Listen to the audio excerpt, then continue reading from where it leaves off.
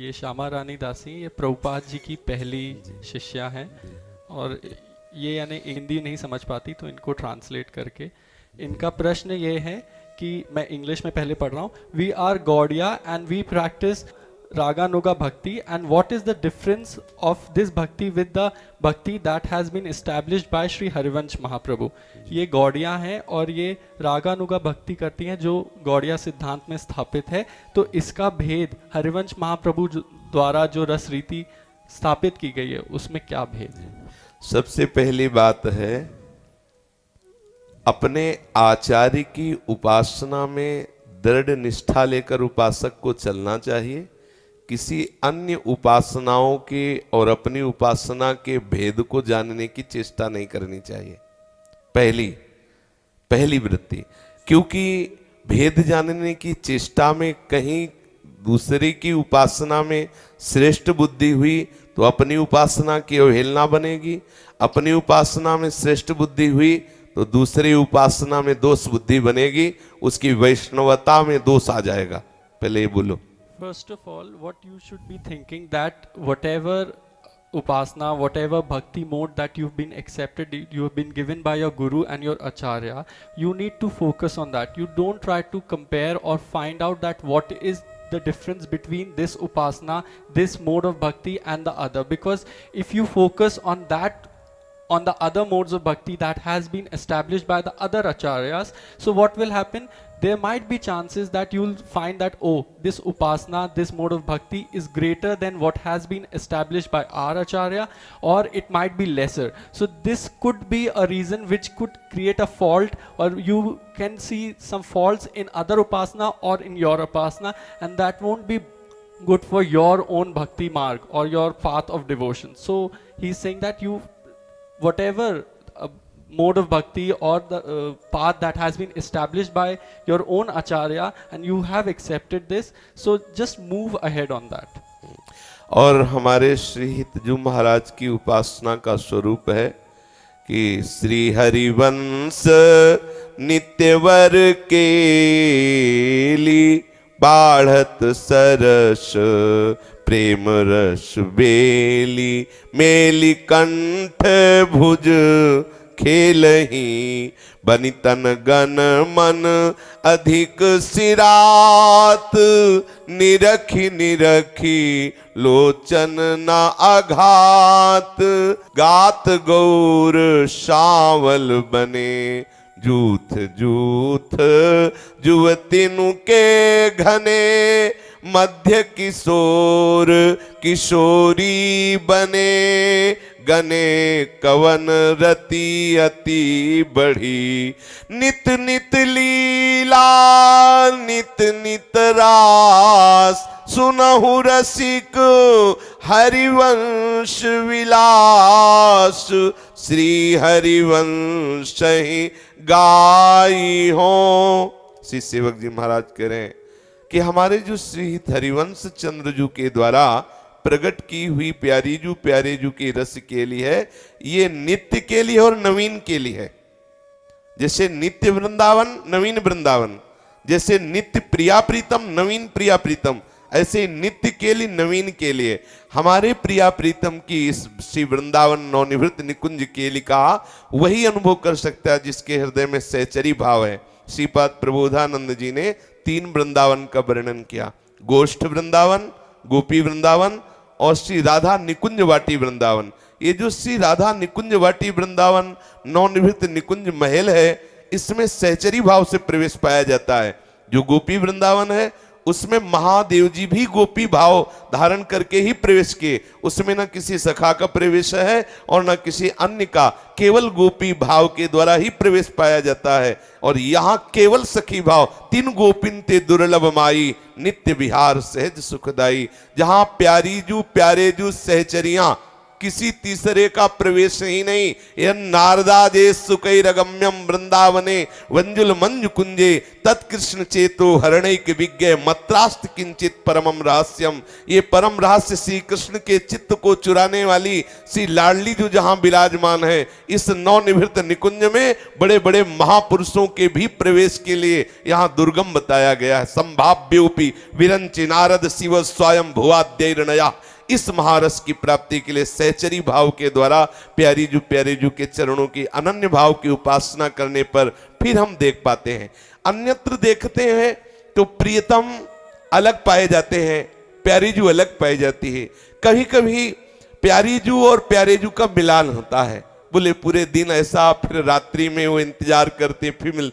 और अन्य भी कृष्ण कांताओं का वर्णन पाया जाता है कि जैसे श्री प्रियाजू विलास करती प्यारी जू के साथ, प्यारे जू के साथ, ऐसे ही अन्य कांता रूप में भी वो विलास करती। लेकिन हमारे नवनिवृत्त निकुंज में ये लालजू महाराज ऐसे भ्रमर हैं जो केवल प्रियाजू में ही आ सकते हैं। ये अलिप्रिया बदन अंबुज रस अटके अनत न जात, कहा कहो इन नैनन की बात। अन्य जगह में पाया जाता है कि वैसे ही वो अपनी किंकरियों को भी सुख प्रदान करते हैं।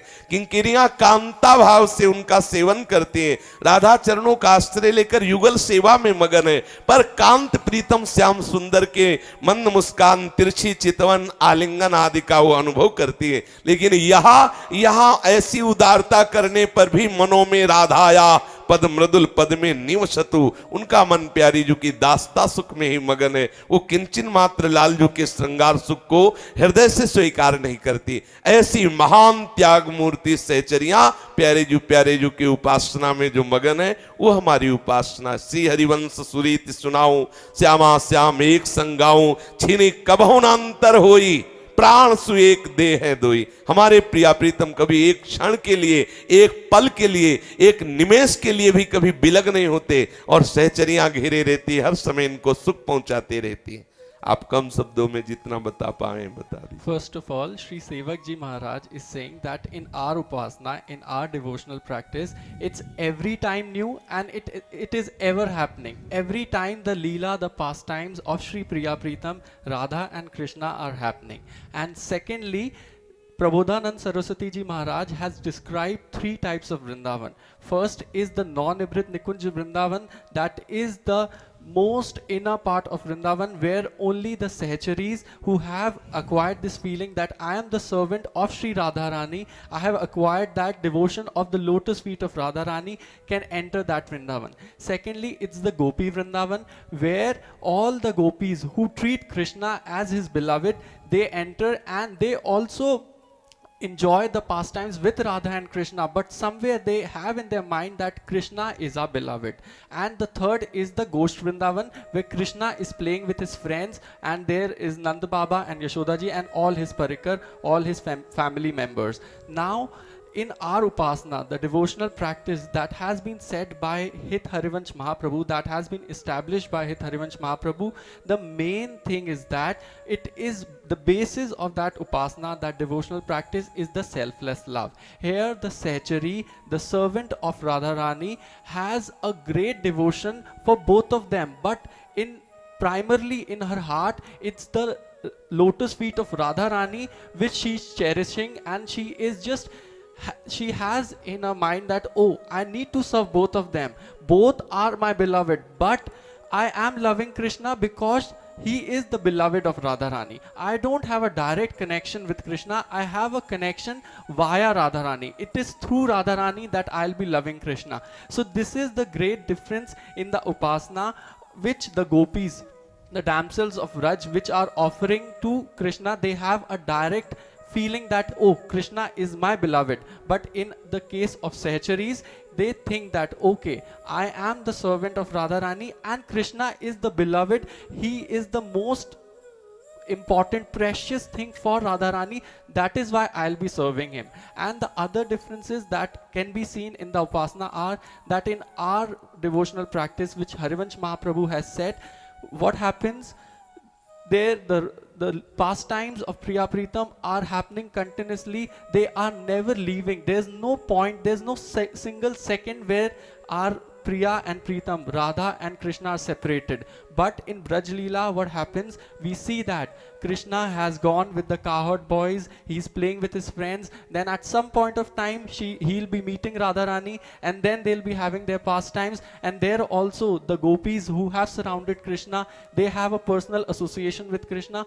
But in the case of our devotional practice, which has been established by Harivansh Mahaprabhu, it's only Priya Pritam, and they are accompanied by the Sahacharis, having their arms around. They are walking through the kunjas, the different kunj and nikunj, the beautiful forest of Vrindavan. And the Sahacharis, they only want that this beautiful couple which is present, which is bestowing the great transcendental nectar on us, should be happy, should stay blessed, and they should have all the happiness in their life, and we should be just serving them. We don't want anything in return, we just want to serve them. So this is the great difference. What happens? Somewhere in the heart of Gopi there is this thought that, okay, there should be some chance where Krishna should be casting his side glance on me, or I should be getting some amount of love in return from Krishna. But this difference, the Sahachari has this difference, that she doesn't want anything from Krishna.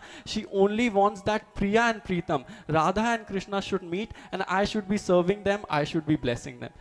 So this is the great difference between the Upasana that Harivansh Mahaprabhu has established and the other Upasana, the other practices. The महाराज जी ये कुछ छवियां बना के लाए हैं, ये आपको भेंट. The paintings that you have.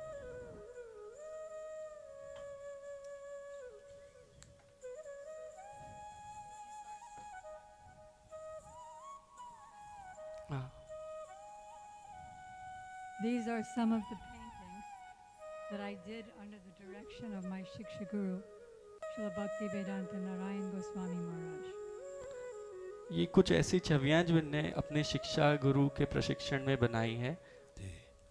Ramesh Prabhu showed me a few days ago a video where in your mutt you have a few of my paintings on your altar. So I thought that I could offer you, if you'd be so kind as to take them.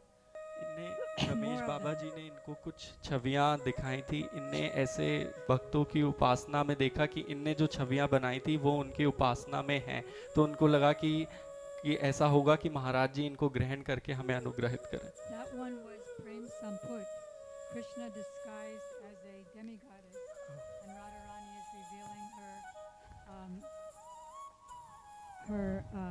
secret prem laka to him.